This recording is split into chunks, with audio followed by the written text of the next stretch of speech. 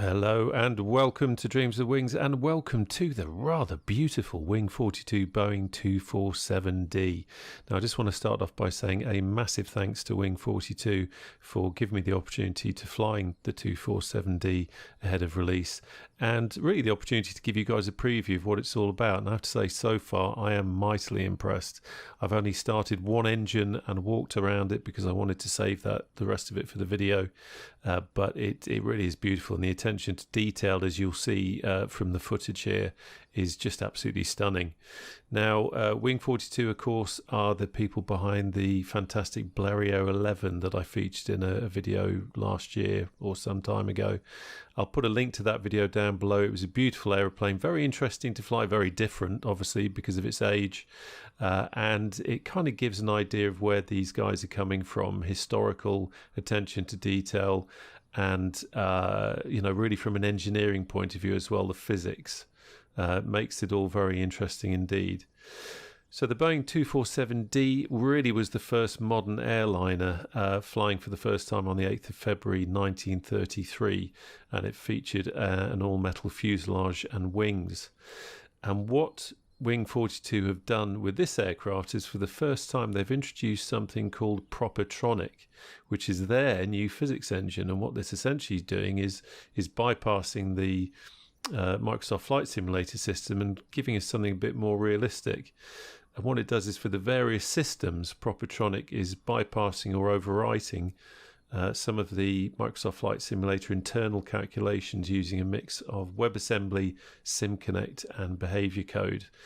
The systems it's covering at the moment are electrical system, lubrication, heat exchange between different components, as well as surrounding air, realistic instrument needle movements, engine temperatures, covering the 18 cylinders separately even, propeller feathering components, and malfunctions and wear and tear. And where feasible, the system parameters are being preserved between sessions. If you actually damage an engine less than 10% capability or efficiency, it will automatically replace it for the next time that you come in. Now this is quite an interesting feature, because what we're seeing now is an aircraft that has a persistent state. It means that depending on how you treat it, how you fly it, how you leave switches and all that kind of thing, it's going to be replicated the next time you come and fly it. So essentially now you own your aircraft, and that's a massive deal when it comes to immersion. You actually feel you have an aircraft that you've got to look after, so that is a big deal. So our Boeing 247D has a cruise speed of 189 miles an hour with a maximum speed of 225 miles an hour, got a climb rate of 1,150 feet per minute, a ceiling of 25,000 feet, and a range of 647 nautical miles. We've also got, and I love this name, the Hydromatic Quick Feathering Hamilton Standard 23D40 propeller. Fantastic new piece of kit for its time.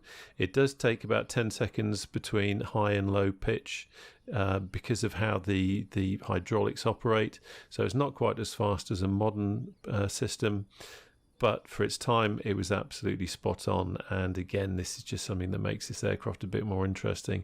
The 247D model was the kind of advanced version of the 247D. They put some new technology into it and some new bells and whistles, so it makes this aircraft incredibly interesting.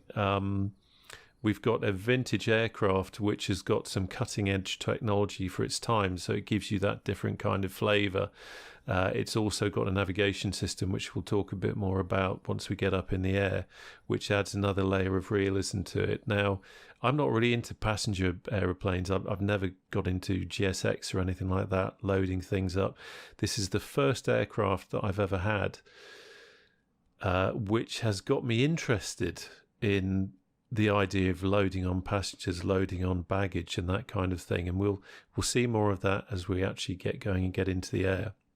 It's a very interesting menu system that WING42 have implemented here to allow you to do all that kind of thing. And yeah, the immersion is just absolutely fantastic. So I will stop waffling now, and I think more importantly, we need to get into the air and see what this beautiful aircraft is all about.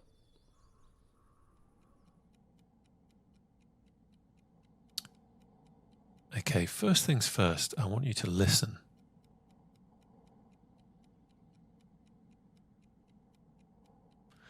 Now, can you hear that clock ticking?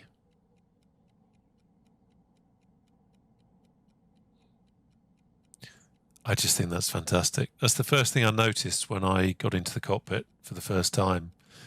It just had fantastic atmosphere to it. Anyway, here we are in the beautiful Boeing 247D from Wing42. The co-pilot has very sensibly decided to stay indoors for this test flight. I don't blame him. It's the first time I've flown it, and at the end of the day, I should only really risk my own neck for this venture. Now, something very important to point out, as I said, this is a pre-release version of this aircraft. That means that some things aren't going to be quite as they will be on release. That means that there are still some things that need to be ironed out and changed. There are some features that might not work or might not work as they will on the final release. So please do bear that in mind as we take off in this aircraft. There isn't a full manual at the moment. There's a lot of a manual there, and I'll tell you what, you're in for a treat there, because it really is, from what I've seen, really is well laid out. Plenty of information, historical information, a lot for you to get your teeth into. This is a study level aircraft by that's what it's about. It's not a jump in and off you go jobby. This isn't a tutorial.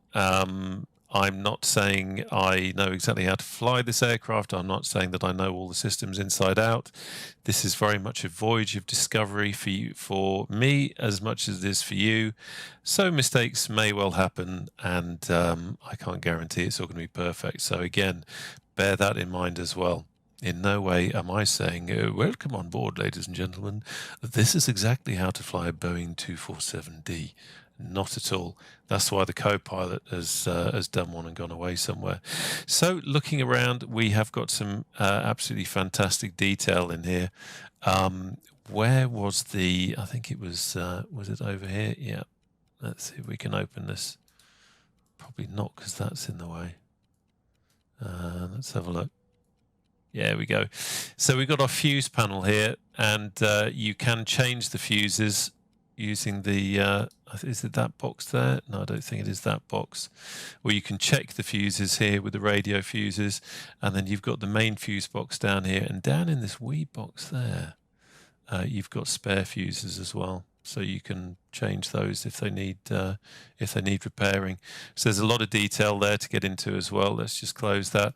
Something to point out as I'm doing this is that at the moment, for a lot of the controls, we're having to use the lock configuration, which means that we're getting this sort of blue glowy thing. There's a good chance that that might well be changed by the final version. Just some things that need to be ironed out there, but if not, it's the way it is. But if you're wondering why everything is glowing a ghostly blue, that is why.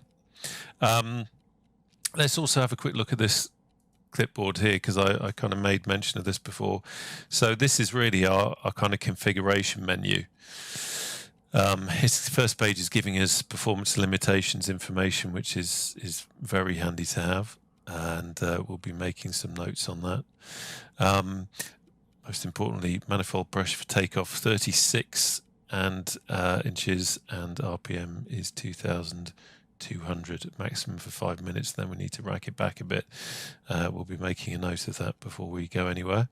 And then we've got our payload, weight and balance. Now this is really the way you want to operate this aircraft. You don't want to use the Microsoft Flight Simulator one. You want to use this one, and in this way we can add bits and pieces to it. So we'll quickly add the wheel chocks. Now you can see down here, Jack, my boy, who's our aircraft mechanic, has added those for us, and this is another lovely little feature of this, is that we've got a mechanic and we've got two rampies, and what they will do is, as you go around here, they will perform different tasks for you, and they'll do it in real time as well. So what we're going to do is we're going to load one passenger. He's a stuntman. He's done this kind of work before. He's not afraid. He's not worried about being on this test flight. So we're going to get the passenger stairs out, and Heinrich here, who's our ramp agent, is getting the passenger stairs into place. So we're ready to board our stuntman, and let's have him sitting back here in position 5, where he's going to be a little bit more comfortable. I think there we go. What else are we going to do? We need to open the passenger door to let him on board, and Heinrich is doing that for us. Of course, I need to be sitting in here as well. We're not going to load any cargo for this flight. We're just going to leave that as it is. So as we can see, we've got our passenger stairs there. Our stuntman has got himself inside. So he's all good to go. We can now close the passenger door. And Heinrich is doing that, closing the door. Thank you, my friend. And take away the passenger stairs. So that's really quite simple.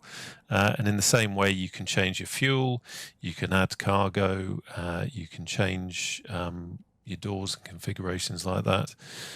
The ladder for the engines, which is something that is part of the maintenance.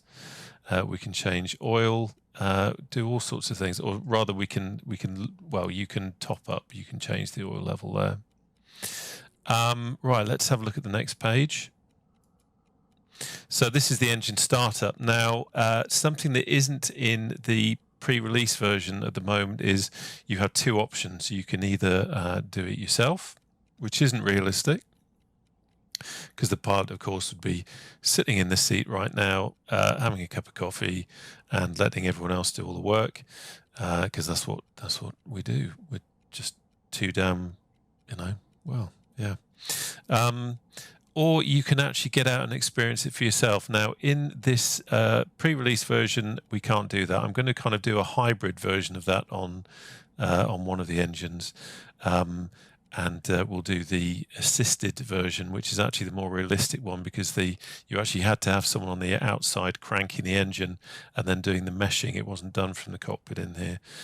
So we'll have a look at that as well when it comes to it. We've also got maintenance, where you can remove the cowlings. If you remember the introduction to the video, we had everything kind of open and hanging out, and that's where this is done. We've got the oil pans, we've got the ladders to the engines, you've got the cowling removal, that kind of thing. You can open the battery compartment, the gear fairing. And then down here we've got engine malfunctions, realistic engine starts, and electrical failures. And again, it is strongly advised to use these malfunctions rather than actually use the Microsoft Flight Simulator in sim malfunctions. Don't forget, this is kind of overwriting the Microsoft Flight Simulator system. And then we have the oil system. You can top it up, you can change it. You've got all sorts of information here on the oil. Even you can select what grade you want, and there's some information there on the different grades that you can add in there.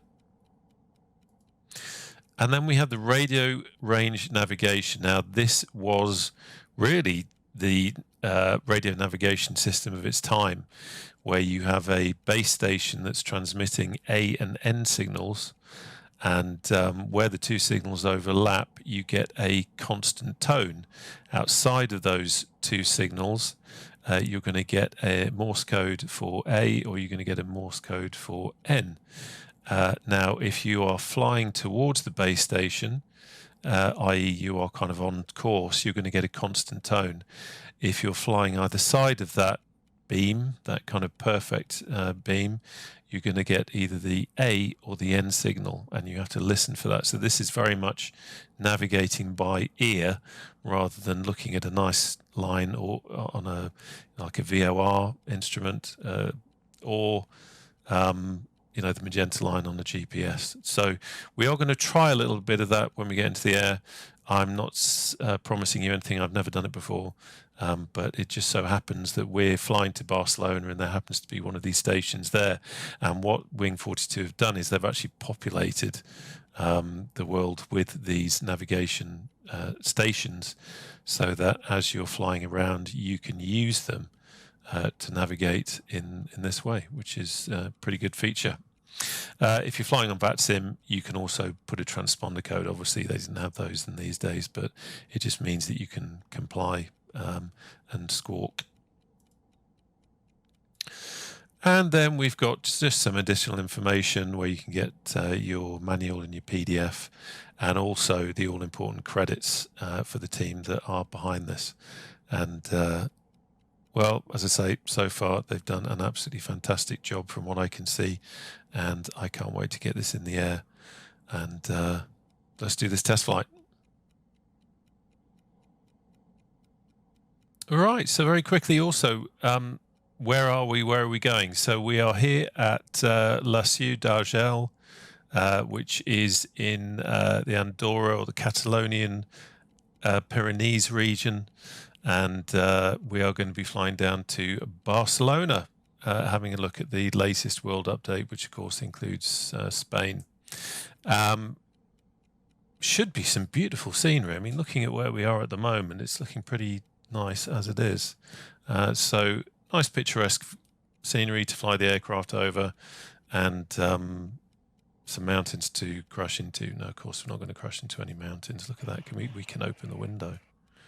I do love little things like that. We'll do that for the engine start. Okay, talking of which, let's start the engine. So we will go to the get that up and ready. First of all, let's get the ladder. We're going to need both of those, and we're going to attach the starter crank. And as we look out the window, we see the ladder appear, and you see he's busy working. What have we got over here? We've got a ladder appeared there now, and he's attaching the starter cranks. We've got a starter crank there, and very shortly we've got a starter crank over there. Okay, so that's all good to go. So now I'm just going to refer to, in front of me I've got the manual, and I'm just going to quickly refer to the section there on startup. So essentially, we are going to make sure that the starting brake, I've just invented a new system. The parking brake is on. I'm going to get rid of that thing there. We're going to check the fuel levels. Now, to do that, you pull there and let go. And it kind of boings up to there.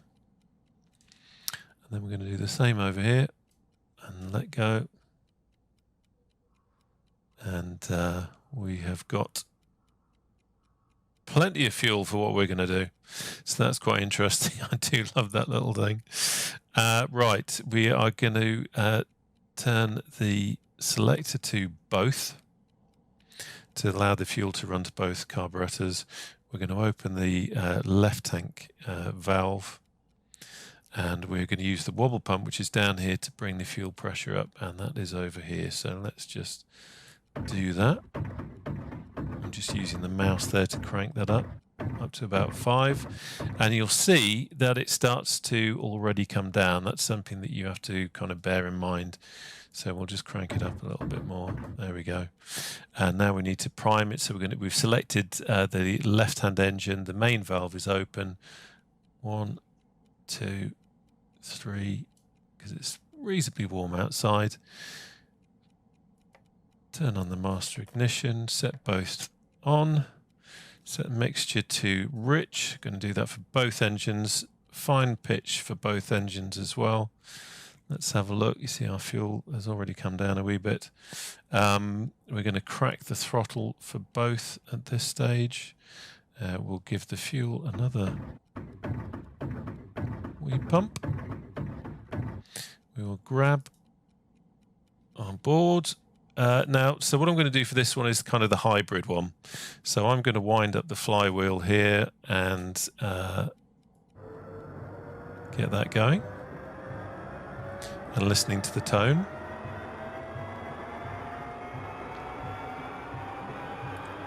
And then what we have to do is very quickly,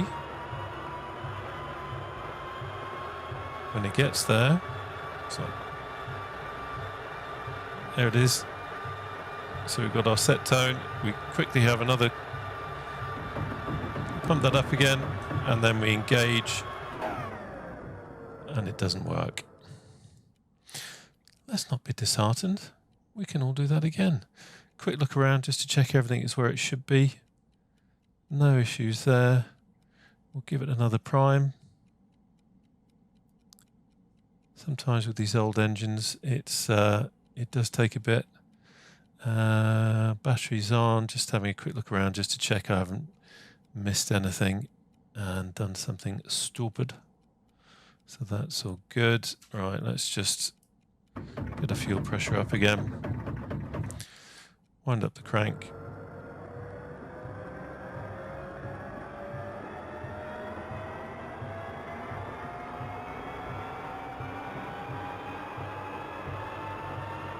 See, fuel pressure is already dropping down, so we'll be quick with that.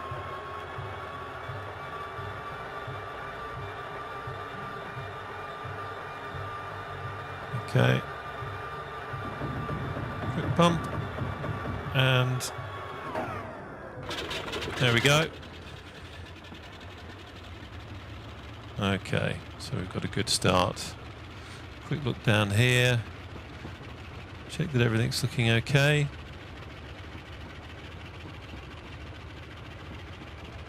Looks good to me. Oil temperature is fine. Oil pressure is looking good. Okay, let's do the same for engine 2.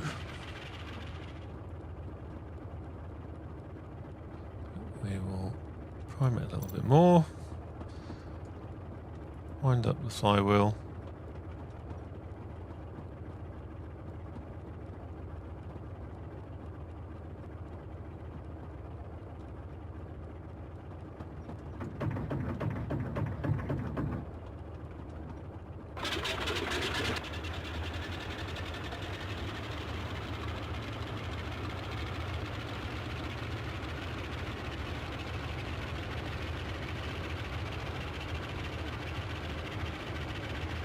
As you can see, that has now been removed.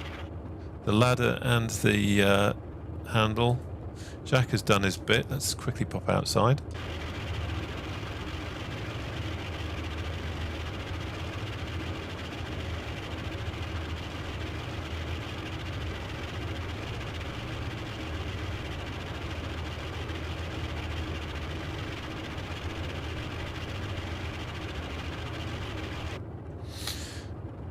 Okay, we are good to go. Let's just have a quick check around here. Let's put that away now. We can ask them to remove the chocks. Bum, bum, bum, bum, bum. There we go. Thank you, Jack. There we go. He's quickly run away with that. Jack's thinking, what an idiot. If only he'd read the manual instead of criticising my cranking abilities, he would have been off a lot quicker, wouldn't he? Yes, he would. Okay, quick look around here.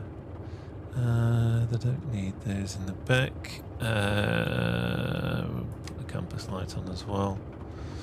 Engine's looking good. Temperatures are absolutely fine. Nothing odd going on there at all. Happy with that. Happy with that.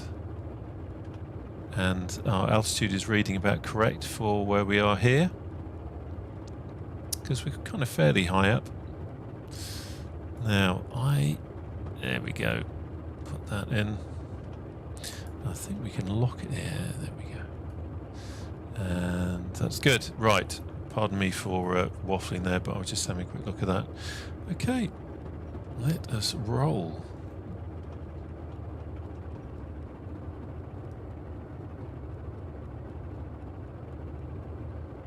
Just feeling for the actually taxis for the first time. Some gentle movements. There we go. So first thing off the bat, this doesn't have that kind of crazy, or it doesn't seem to have that kind of crazy ground handling that you get with some flight sim aircraft. It's a little bit more as you would expect for a big aircraft. Be careful to keep it on the taxiway. There we go. and yeah, it feels as you would expect. Now, I'm not entirely sure at this point if I'm using differential braking or it's actually got a steerable tail wheel. I can't see anything that is obviously a tail, although that could be a tail wheel lock there. There's no tool tips at the moment to say what it actually is. Right, let's have landing lights on so that we don't upset anybody. Oh, hello. So I've just turned on the avionics switch on the honeycomb, and I had pre-selected over here, I had pre-selected the Barcelona radio station, and as you can see, we're actually already picking that up.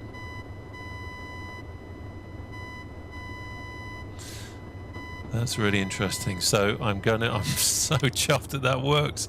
I'm going to turn it off for the time being anyway, just so that we can get going. Okay, I need to concentrate on taking off here. I'm just going to try and see. Yeah, I'm not using any brakes there. Nothing coming in. I haven't got any AI on. Steady on, steady on. Let's bring it round. Use a bit of differential to get it back on course. You definitely, it seems to taxi better using a bit of differential, but I think it's probably just that's the way I'm operating it.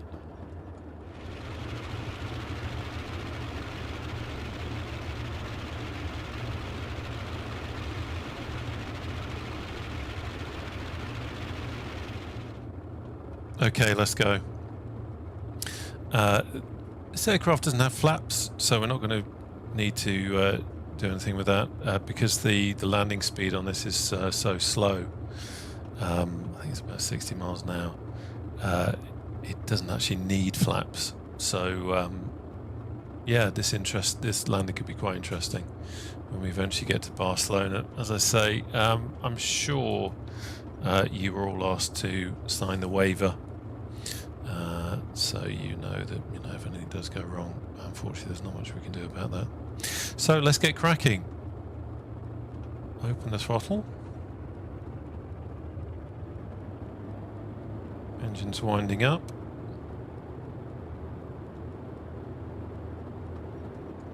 And let's roll.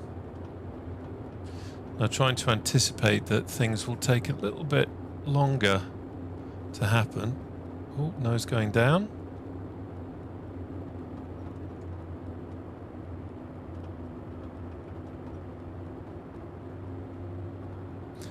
Juggling with the rudder a little bit. And use as much runway as I can to build up some speed. And rotate. Beautiful.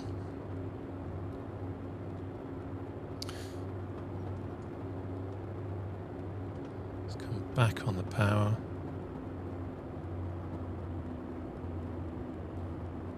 And back on the RPM.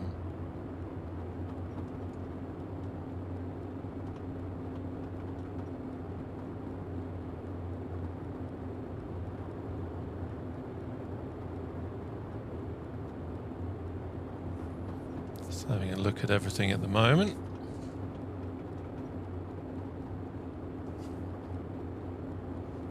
Just quickly refer to this again.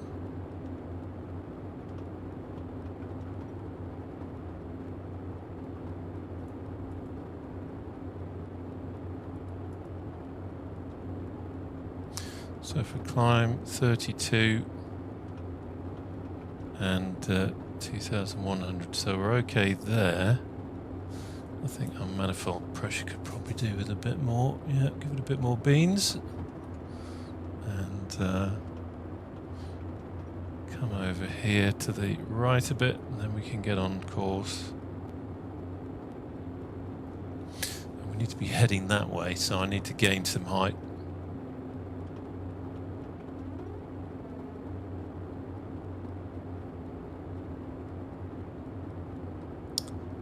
eye on that there.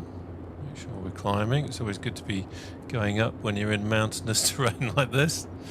Otherwise it can get a bit painful. It does look absolutely fantastic out there.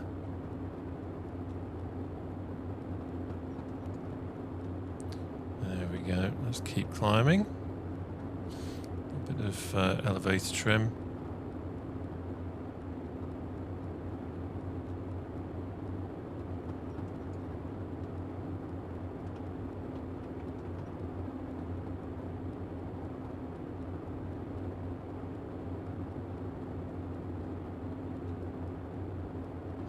That's why we're going to be going over that way, so we'll just make sure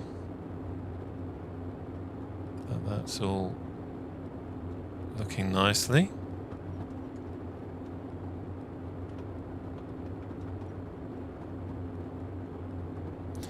And we're looking down here.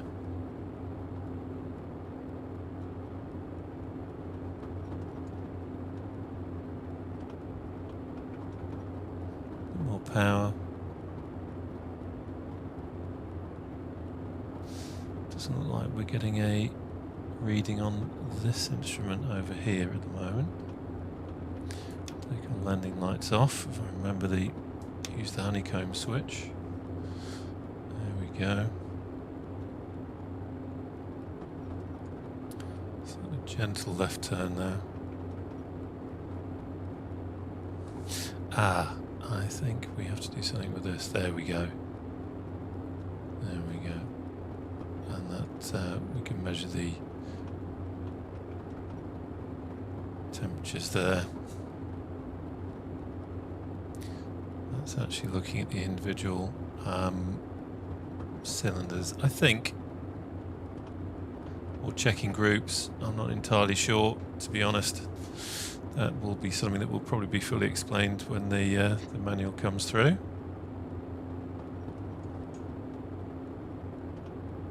Just going to lean the mixture a little bit. Just keep an eye on everything. We are gaining altitude now. Speed is good. We're still climbing. Heading into a bit of cloud, which is always a bit interesting in mountainous conditions. When you're not in a rocket ship that you can suddenly dive out the way. Everything's still looking good.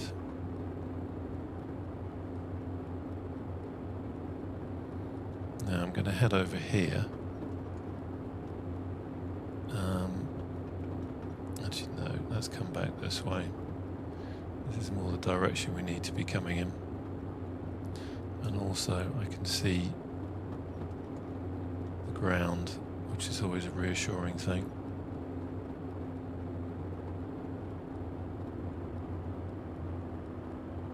Always making sure the ground ahead of me is there we go. Nice. Okay. You can see the ground when the lumpy bumpy stuff is around. That's always a nice feeling. Now we can come back round here. Still keeping an eye on everything.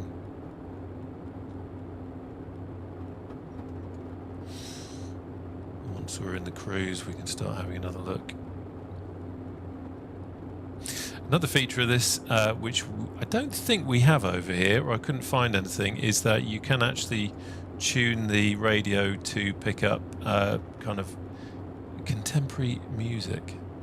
I have added you get some, in with the documentation, you get some files that you can import into little nav map, and that will give you, you can actually see where these stations are. Same with the navigation stations. See where the stations are, and you can see what the frequencies are and that sort of thing. I had a quick look over at the US and I could see quite a few, but down here in Spain for the music station I couldn't see anything. But again, that's something that you can do, and that just adds a little bit of atmosphere to it. How are we looking? How's our engine? Yeah.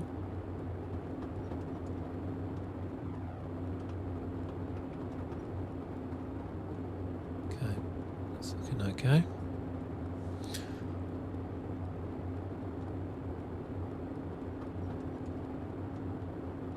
Okay, let's go for cruise now. So what did we say cruise was? 27 to 29 inches and 2000 RPM. So let's come down to, what do we say? Yeah, 27 to 29. So we'll come down to just there on the manifold pressure.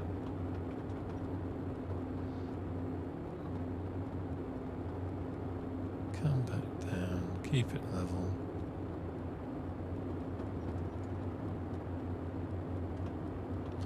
Reduce our RPM. Now remember I said with the propeller there is a, it's not like a modern propeller where the effect is pretty instant. This one takes a bit of time, so I'm just using gentle movements just so I can get an idea of where it's at. So there we are at 2000. So we're now 29 inches at 2000 RPM. And up here we can check both engines. So let's just drag it across, and our right hand engine possibly slightly higher than our left hand engine.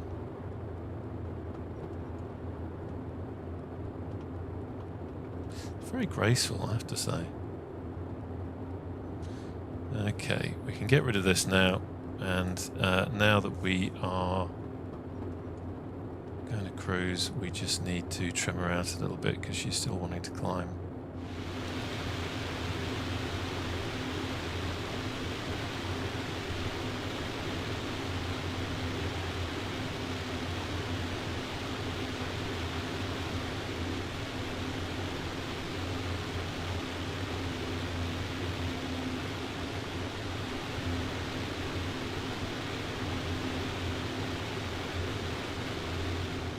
Well, I got to say, it's rather beautiful.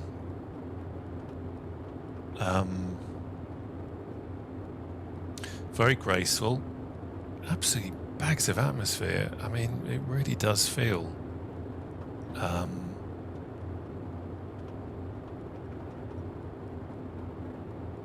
really does feel like you're sitting in an old aeroplane. The attention to detail in terms of the textures, the sounds, even things like that. You know, the bit of dirt on the windscreen there. All these things come together. The only thing it hasn't got, of course, is the smell. But quite incredible. Do you know what? I think this might be the aircraft that actually gets me into airline ops. Yeah, I do. I always liked watching ice pilots. I liked the Manfred Jan DC-3 in P3D. I didn't do the whole GSX loading anything up. I was more, you know, jump in and off we go. But this aircraft, I can actually see myself loading the passengers on. I think one of the things I have, especially with modern airliners, is that I don't have the time or the patience, and I admit it's my loss. You know, it's a bit like I don't eat seafood. And you go into a restaurant, you look at the menu, and everyone else is saying, "Oh, look at that, fantastic!" Looking at all this seafood, and I'm going, "Yeah, don't really like that." And it's the same kind of thing with flight sim. You know, a lot of people do a lot of airline ops with modern airliners. They get GSX, they load up the baggage, they load up the passengers, they do all that kind of thing in real time. And I just don't have the patience to do that. I would be hanging out the window saying, "For crying out loud, get on board, we gotta go." And that's not really the way to operate an airliner. So but with this, it's got that vintage feel, it's got that period feel, and I can see myself doing that. Now the oil temperature has gone up a bit, so we're going to, oh no, all shutter doors are actually open. Just having a look at that oil temperature. Don't want that to get too high. Let's bring that down a little bit, and just focus on what we are doing.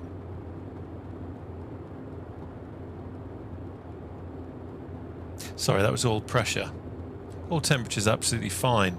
Do you know what? It's funny, isn't it? With a cockpit, you get used to, once you know it, you get used to it, and you look at things quickly out the corner of your eye, and you see exactly what you're meant to see. I was looking over there, and I looked at the oil pressure, and thought, geez, my temperatures are high, but of course it's not. The oil temperature is below it. So everything is absolutely fine, nothing to panic about. Stuntman in the back, you are safe, my boy. You are safe. Nothing to worry about. Let's just reduce the power a little bit. Just looking at the map now, we've got over most of the lumpy bumpy stuff, heading now towards the coast.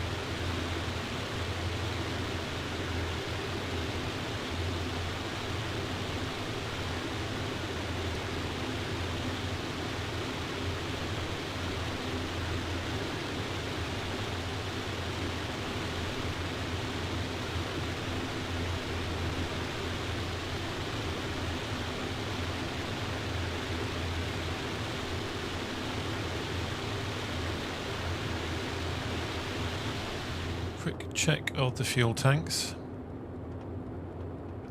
Twang. I love that.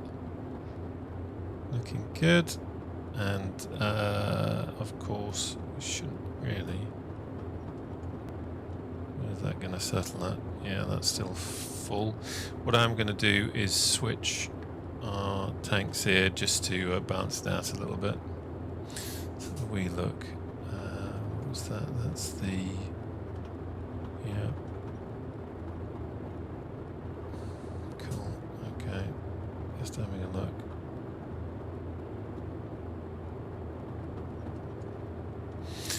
Okay.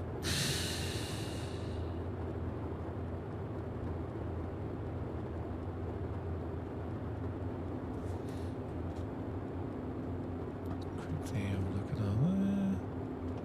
Okay, that's running a little bit higher.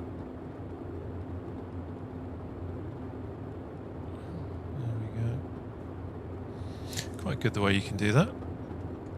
Flights like this, if you've watched the videos on the channel before, quite often with a new aircraft, I will, without studying the manual in any huge depth, just take it up for a flight and kind of learn the hard way.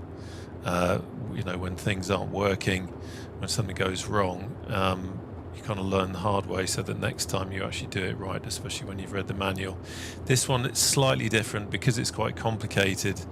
And it's got some new bits and pieces in it in terms of how Microsoft Flight Simulator aircraft work in the sim. I had a bit of a read through, certainly wanted to start the engine first, and that's what I've done. But this is the first time I've flown it, so it's very interesting to kind of feel it out.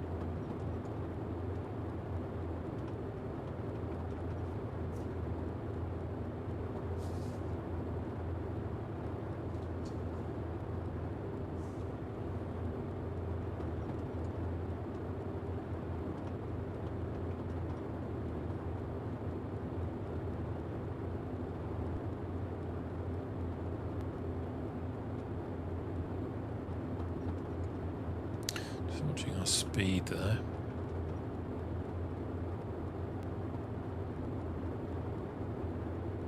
So we've got, thanks to a little nav map, we've got a ground speed of 151 knots at the moment. Of course, our airspeed indicator is in miles per hour.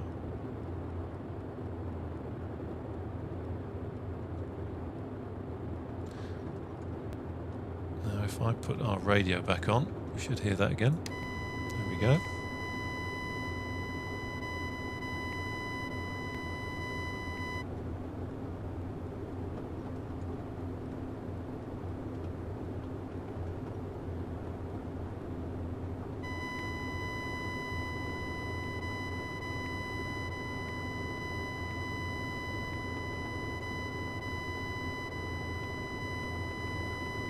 That's interesting. That's not quite, but it's almost a fixed tone, which would mean that we were heading in the right direction of the station. We are moving towards it. So I took my hand off the stick then to use a little nav map, and of course we started climbing again. So let's get some more trim in. Let's have a wee look. So for this station,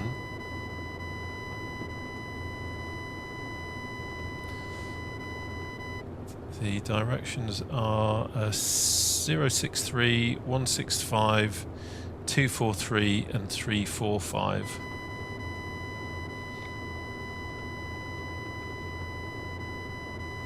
At the moment it's 162 magnetic.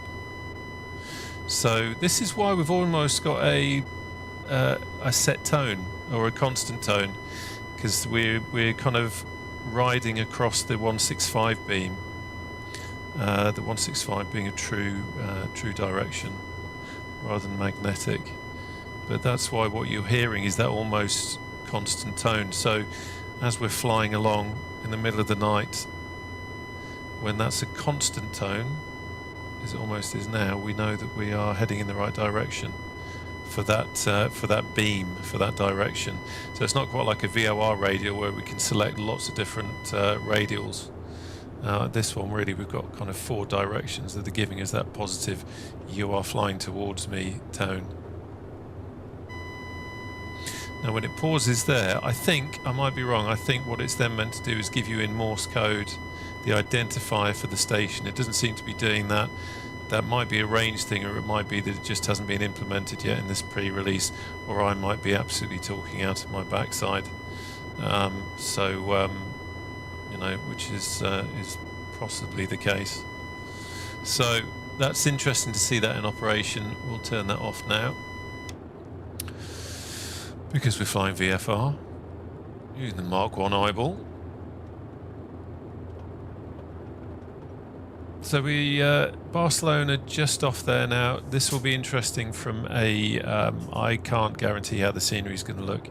I have got the most atrocious internet speed, and I have family here at the moment who are no doubt watching Netflix, so I can't guarantee that all the buildings will be pin sharp and everything's going to be looking fantastic from that point of view, but it should look pretty good. But you can see just how built up that is ahead, and you know, one of the absolutely superb things about this flight simulator is it's just how good the ground is. No add-ons being used here. This is out of the box Spain, Barcelona, after the latest world update. So we're just going to come back on the power a little bit. Start a descent. Not much in the way of wind.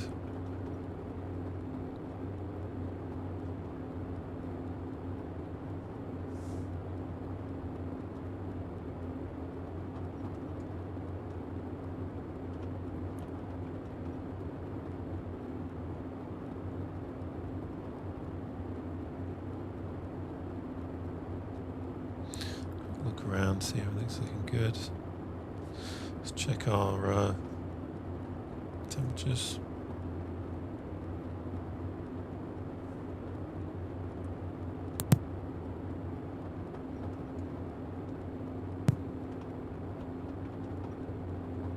Yeah, everything's looking good there. Ah, now something I just remembered. I think we are meant to use Cockpit when we get when that gets below a certain level, and I want to say where is it? Cockpit to keep it above 100 degrees Fahrenheit, which we are. Where have you gone? Come back. Mind blank. There we go. So let's get a little bit of Cockpit on.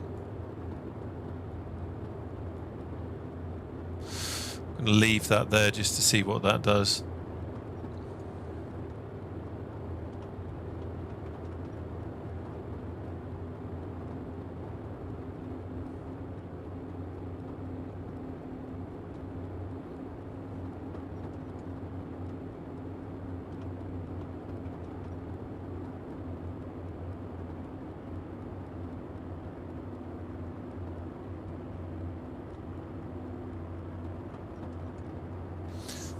Doing a great deal, so let's do that. I think we can probably close the all shutter doors as well, since our temperatures there are absolutely fine.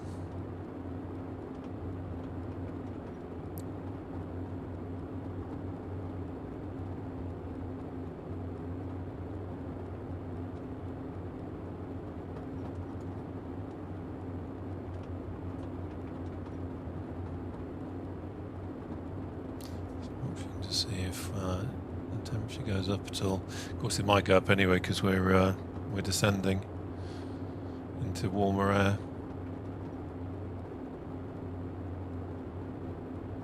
Absolutely amazing. How realistic is that? My lord. And as I say, that's out of the box. I've never been to Spain. That's a lie. I've been to Spain once. I flew in a previous job. Flew into, I think it's Reus. Didn't leave the airport, just had to do something there, and then flew back again. I remember standing on the tarmac thinking, this is Spain, and then getting back in the plane and flying back again. So that was as close as I got. I don't think Reus is a million miles away from here. I do apologise if I've murdered the Spanish language by pronouncing that incorrectly. It won't be the first time I've done that.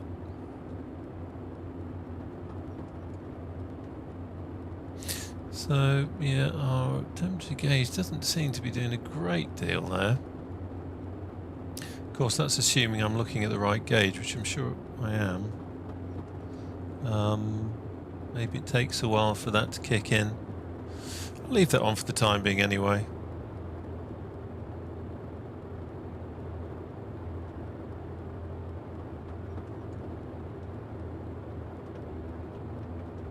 There's Barcelona over there. We're just going to bring it round.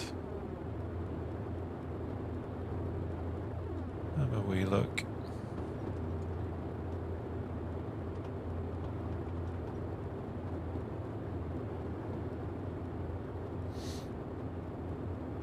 So it's quite likely that our cylinder temperatures are low because I've chopped the power back. Now that's an interesting point. Cockpit and cylinder head, not quite the same.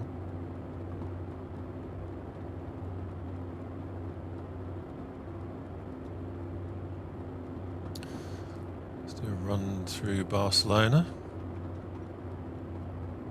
As I say, I can't guarantee that the scenery is going to be nice and pin sharp as we ride through due to my internet speed, but so far it didn't look too bad.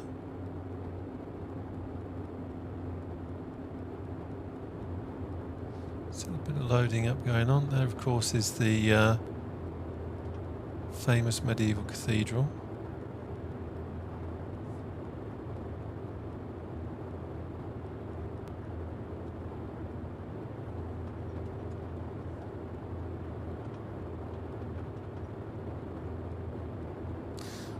La Sagrada Familia. Again, I'm so sorry for my lack of fluent Spanish language.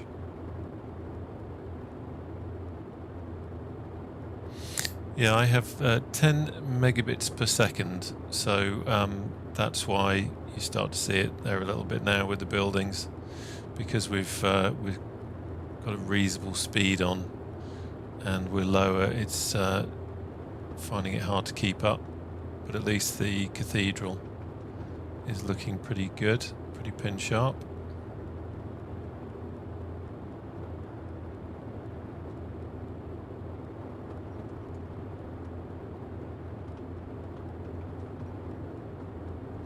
So our wind's not a great deal, just 4 knots from 272 at the moment. So I'm going to bring it back round. How's our speed doing?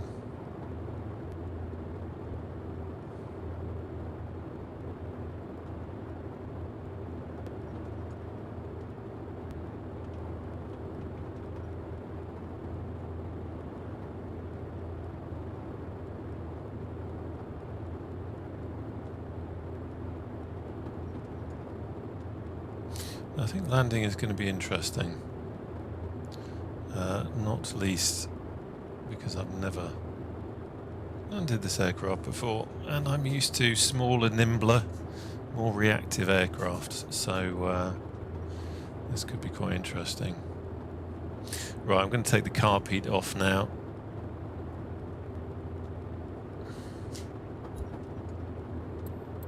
Yeah, I bet. There we go, and let's have a look over here around our temperatures. They're okay. Slow it down.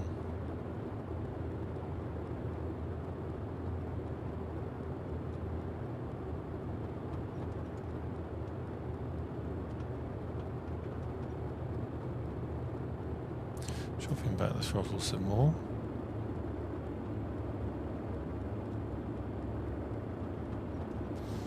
Check around. Keep forgetting, of course, I've got to use the dreaded switch on there. So we've got our landing lights on now. I'm going to drop the gear.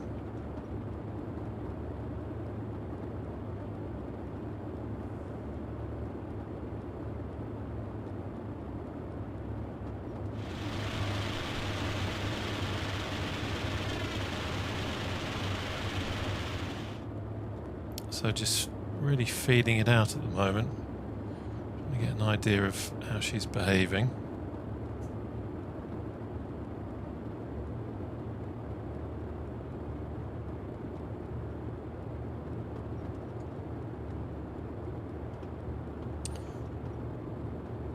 Nice obvious runway over there, which definitely helps. Something like this. Gentle movements. Temperatures are good. Pressures are good.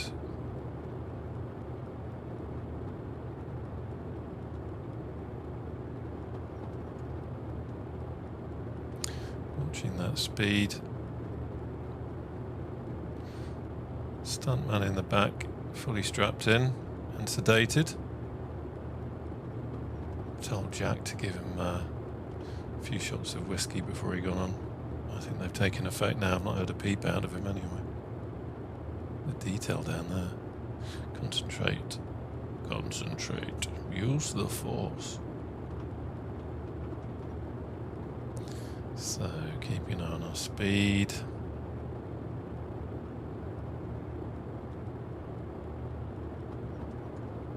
I can hear the clock ticking. I love that. Trim a little bit. I do like the feel of this. You feel like you are flying a big heavy aircraft. Those of you used to airliners, of course, will be used to that. For me, it's kind of a new experience.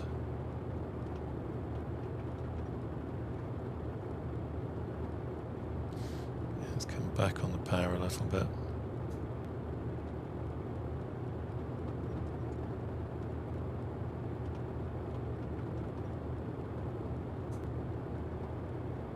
Forgive me if I don't say much, I'm just concentrating. Doesn't happen often, but now is a good time to concentrate.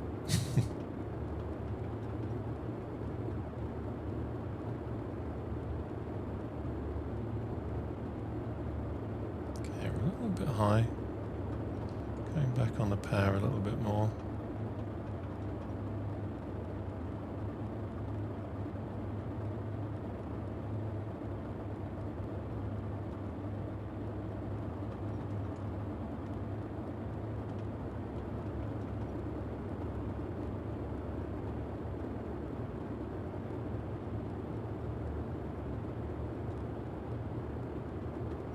I'm thinking we don't do a three-pointer in this. Alright, checking our speed.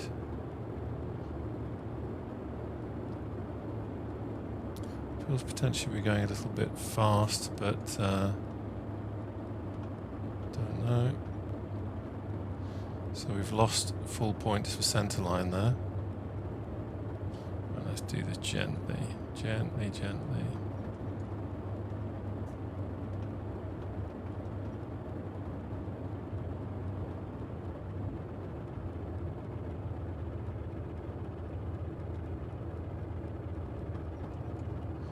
Do you know what? We touched down. I didn't even feel that. That was amazing. Sorry. Too much excitement to touch down there.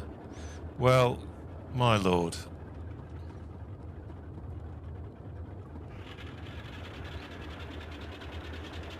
What a beautiful aeroplane. Beautiful aeroplane. That's one of the most enjoyable landings I think I've done for the, on the first time. It just floated onto the runway, and all the time, how do I describe this? All the time it felt, it kind of reminded me a bit of the old P3D, I've got to be honest. It's definitely a different different dynamic to the usual Microsoft Flight Simulator physics. They've obviously, the Propertronic system obviously works there. Propertronic.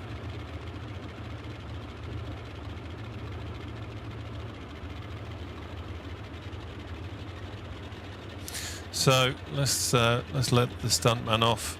I'm sure he's ready to go and get a coffee. So I need to spend a bit of time getting a bit more used to the ground steering. That was way too wide and liable to get you banned from the local airline pilots club. They don't just let anybody in. Okay. There we go. Right, let's put the parking brake on. And let's chop the lot.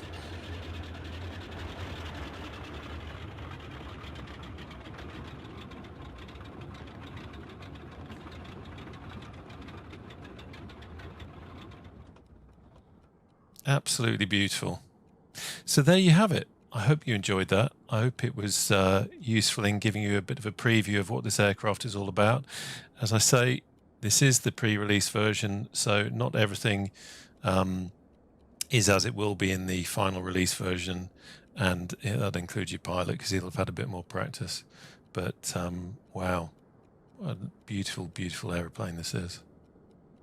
So thank you very much for watching, and I hope to see you on the channel again very soon. Take care now. Bye-bye.